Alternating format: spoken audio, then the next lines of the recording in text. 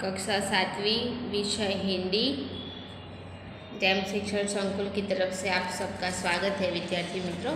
तो विद्यार्थी मित्रों, आगे के लेक्चर में हमने आपका जो बेटी काव्य था वो मैंने आपको पढ़ा दिया था, उसके स्वाध्याय भी मैंने आपको बताए थे।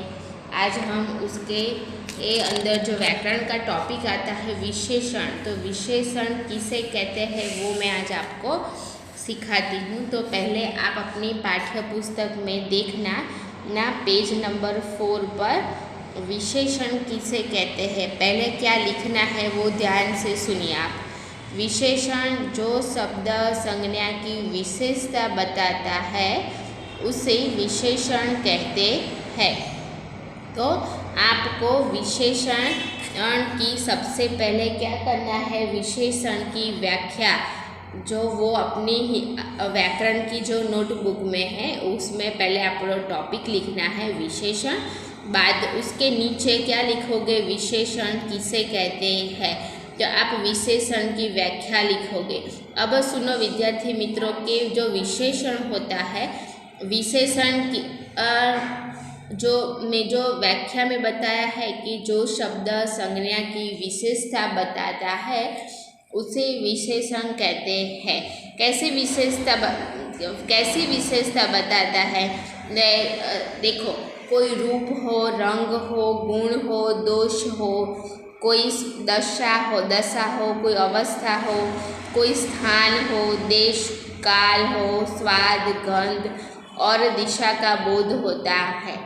यानी कि कोई संख्या बताई गई हो, कोई रूप रंग हो, अच्छा हो, अच्छाई हो, बुराई हो, काला हो, गोरा हो, ऐसा कुछ वर्णन किया गया हो, तो जो वाक्य होता है ना उसमें विशेष जो शब्द है, यानी कि जो शब्द होता है ना वो वाक्य में भार देता हो, उसे वो विशेषता बताता है, तो उसे विशेषण कहते हैं। विशेषण के भी प्रकार होते हैं।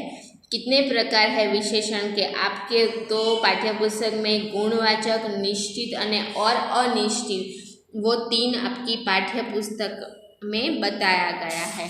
और उसके आगे कुछ नहीं है, पर विशेषण के और भी प्रकार है। आपको 7वीं कक्षा में सिर्फ 3 ही आते हैं, और अब 8वीं कक्षा में जाओगे तो उससे भी 2-3 ज़्यादा आएंगे। तो आज हम पहले विशेषण किसे कहते हैं वो समझेंगे। तो पहले आप क्या करोगे, अपनी हिंदी की व्याकरण की नोटबुक में विशेषण का टॉपिक हेडिंग लिखोगे, बाद में विशेषण की व्याख्या लिखोगे। अब देखो मैं आपको पाठ्यपुस्तक में से ही समझाती हूँ, तो आपको समझना है बाद में लिखना है, तो पहले समझो। पेज नंबर 3 पर जो वाक्य दिए गए हैं, देखो नीचे पेज नंबर 3 पर निम्नलिखित शब्दों को पढ़िए।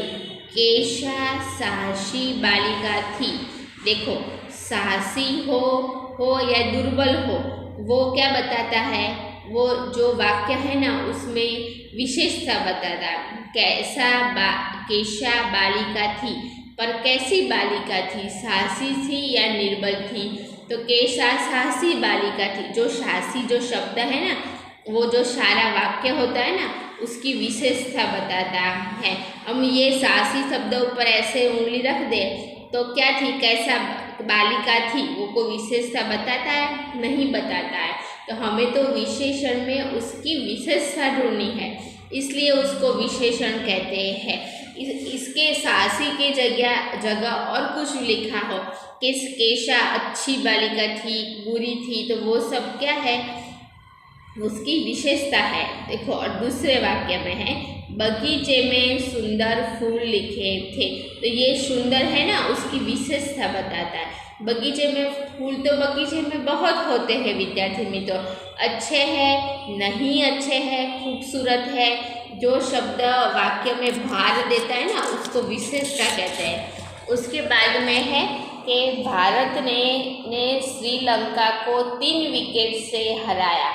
कितनी विकेट से, तो 3 शब्द क्या वो निश्चित संख्या बताता है विद्यार्थी मित्रों। 3 हो, 5 हो, कोई भी संख्या हो, तो वो किस में आता है? संख्यावाचक वाचक में। बाल्टी में थोड़ा सा पानी है। बाल्टी पूरी भरी है, आधी है या थोड़ा है? तो बाल्टी में कितना पानी था? तो थोड़ा सा पानी था। तो थोड़ा सा क्या है? उसकी विशेषता बताता है। वह आदमी जा रहा है। वह आदमी है, वो आदमी है, हम तुम, वो क्या आदमी जा रहा है, पर हम पहचानते हैं तो उसको बोलते हैं वो देखो वह जा रहा है। तो वह क्या हुआ? उसकी विशेषता बताए। तो ये वाक्य में साहसी, बहुत, सुंदर, तीन, थोड़ा सा, वह, ये सब क्या बताते हैं? उसकी विशेषता बताते हैं, इसलिए उसको विशेषण कहते हैं। अब देखो उसके नीचे हमारे निम्नलिखित वाक्य को पढ़िए। हमारे देश में ईमानदार लोग ज़्यादा है। हमारे देश में लोग तो कई तरह के होते हैं, अच्छे हैं, नहीं अच्छे हैं, बुरे हैं, ईमानदार है, भ्रष्ट है, बहुत है, परंतु कैसे लोग ज़्यादा है? तो ईमानदार। तो जो ईमानदार जो शब्द है ना, वो उसकी विशेषता बताता है। इसके लिए इसके नीचे अंडरलाइन की है। तो आपको जब भी एग्जाम में पूछे कि निम्नलिखित वाक्यों में से विशेषण बताइए, तो आपको क्या करना होता है? उसके नीचे अंडरलाइन करके लिखना होता है। मुंबई जाने के लिए लंबा रास्ता तय करना पड़ता है। मुंबई जाने के लिए रास्ते से तो जाना ही होता है। रास्ते से जाओ या प्लेन से हवा में जाओ, तो कैसा रास्ता हो? लंबा है या छोटा? तो कैसे कि लंबा रास्ता तय करके जाना पड़ता है। कौवे का रंग काला होता है। कौवा कैसा होता है? काला। तो जो काला है ना, वो रंग, रूप, गुण, दोष, ये सब उसकी विशेषता बताते हैं। तो इसलिए काले के नीचे अंडरलाइन की गई है। खरगोश का शरीर मुलायम होता है। आपको मालूम होता है खरगोश कैसा होता है? मुलायम होता है। तो बताता है कि खरगोश का शरीर कैसा होता है? मुलायम। तो मुलायम शब्द क्या है? उसकी विशेषता बताता है, इसलिए मुलायम के नीचे अंडरलाइन की गई है। शरीर के साथ मन स्वस्थ रखना जरूरी है। शरीर के साथ, शरीर अच्छा हो पर मन अच्छा नहीं हो, मन में कुछ चल रहा हो, हम कई बार होता है ना विद्यार्थी मित्रों, शरीर तो हमारा स्कूल में ही है पर मन कहीं और हो हमारा, तो हमें पढ़ाई में ध्यान रहता नहीं है। तो क्या रखना? मन के साथ, शरीर के साथ मन भी स्वस्थ रखना जरूरी है। और दूसरा वाक्य है कि भारतीय संस्कृति विश्व में प्रसिद्ध है। तो संस्कृति तो प्रसिद्ध है, पर कौन सी? तो कि भारतीय संस्कृति, हमारे के अंदर हमारे भारत देश में भारतीय संस्कृति से ज़्यादा लोगों को पश्चिम संस्कृति बहुत पसंद है। पश्चिम संस्कृति यानी कि अमेरिका, यूरोप में जो संस्कृति होती है हम उसको पश्चिम संस्कृति बोलते हैं। तो पश्चिम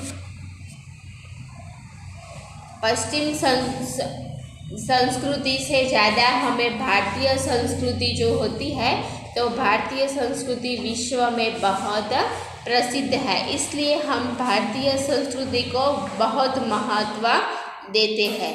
तो भारतीय संस्कृति विश्व में प्रसिद्ध है।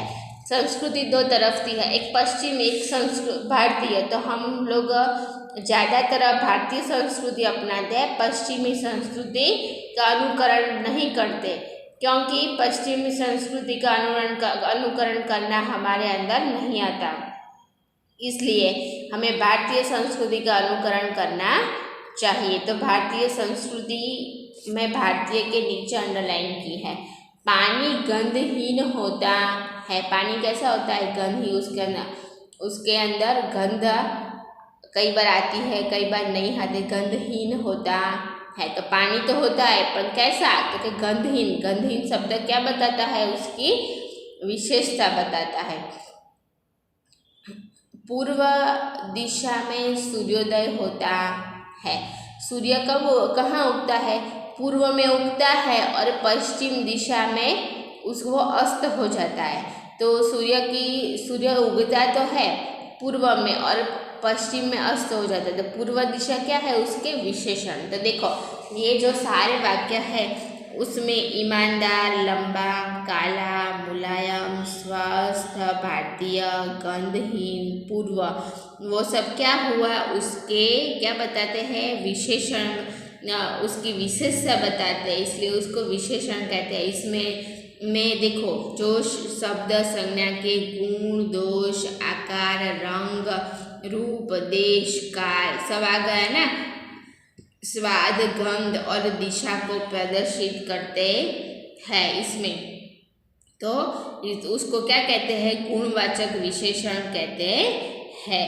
तो आपको अभी क्या करोगे घर पे, पहले तो पढ़ोगे, क्या पढ़ोगे, जो आज समझाया गया है विशेषण का, पहले विशेषण की व्याख्या लिखना, विशेषण किसे कहते हैं वो लिखना, बराबर। उसके बाद में आता है गुणवाचक विशेषण। तो गुणवाचक विशेषण देखो ये जो सारे वाक्य है ना, तो उसके पहले गुणवाचक विशेषण की व्याख्या लिखना, नंबर देना 1 नंबर गुणवाचक विशेषण, उसके बाद में उसकी व्याख्या लिखना और उसके नीचे सारे ये टॉपिक लिख दे, विद्यार्थी मित्रों, उसके नीचे सारे वाक्य लिखना, तब आपका गुणवाचक विशेषण कंप्लीट हो जाएगा। उसके नीचे थोड़े से है वाक्यों में से गुणवाचक विशेषण छांटकर लिखिए।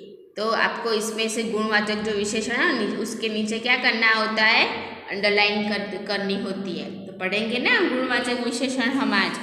देखो पहला वाक्य है गुणवाचक विशेषण में, वरदराज चतुर बालक था। बालक था पर कैसा बालक था, चतुर था ना।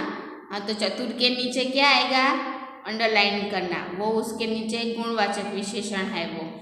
फूल बाजार में पीले गुलाब मिलते हैं। बाजार में तो कई तरह के गुलाब होते हैं, पीले होते, लाल होते, पिंक कलर के होते। तो पीले क्या हुआ, उसकी विशेषता बताते हैं, पीला कलर। तो पीले के नीचे अंडरलाइन करना। मिर्ची का स्वाद तीखा होता है। तो तीखा क्या हुआ, विशेषण हुआ ना, उसका गुण बताता है ना तीखा, तो उसके नीचे अंडरलाइन करना। शहरों में पंजाबी खाना मिलता है। तो पंजाबी क्या हुआ, उसका गुण बताता है। शहर में खाना तो कई तरह के मिलते हैं, पंजाबी मिलते हैं, चाइनीज़ मिलते हैं, काठियावाड़ी मिलते हैं, गुजराती खाना मिलते हैं, सब खाना मिलते हैं। तो सिर्फ पंजाबी, तो पंजाबी के नीचे अंडरलाइन करना।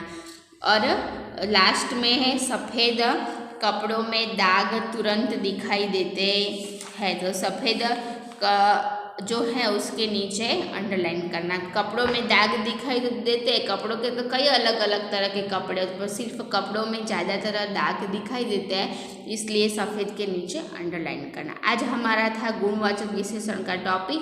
आपको घर पे ये व्याकरण की नोटबुक में लिखना है और तैयार भी करना है। गुणवाचक विशेषण क्या, पहले विशेषण फिर से एक बार बोल देती हूँ, विशेषण की व्याख्या लिखना, उसके नीचे विशेषण के प्रकार, उसमें पहला गुणवाचक विशेषण की व्याख्या, बाद में सारे वाक्य, और क्या करोगे, नीचे के जो वाक्य थे ना वो भी लिखना नोटबुक में, और वो जो मैंने बोला था ना उसके नीचे अंडरलाइन कर देना। हाँ, तो चलो आज हमारा ये टॉपिक पूर्ण होता है।